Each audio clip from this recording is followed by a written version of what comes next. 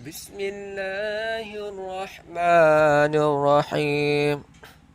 الحمد لله رب العالمين، حمدا يوافي نعمه ويكافي مزيده. يا ربنا لك الحمد كما ينبغي لجلال وجهك وعظيم سلطانك. اللهم صل على سيدنا محمد وعلى آل سيدنا محمد.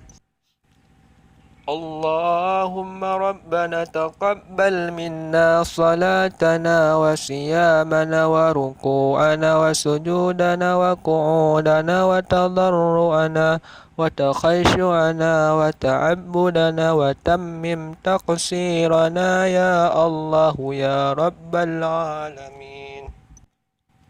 ربنا ظلمنا أنفسنا وإن لم تغفر لنا وترحمنا لنكونن من الخاسرين. ربنا ولا تحمل علينا إسرا كما حملته على الذين من قبلنا.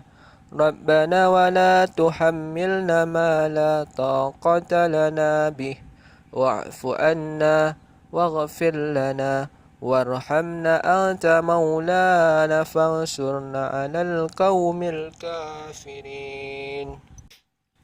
ربنا لا تزغ قلوبنا بعد إذ هديتنا وهب لنا من لدنك رحمة إنك أنت الوهاب. ربنا اغفر لنا ولوالدينا ولجميع المسلمين والمسلمات والمؤمنين والمؤمنات الأحياء منهم والأموات إنك على كل شيء قدير.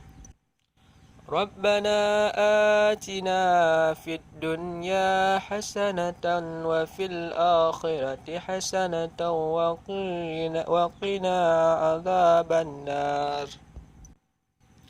اللهم اغفر لنا ذنوبنا وكفر عنا سيئاتنا وتوفنا مع الأبرار.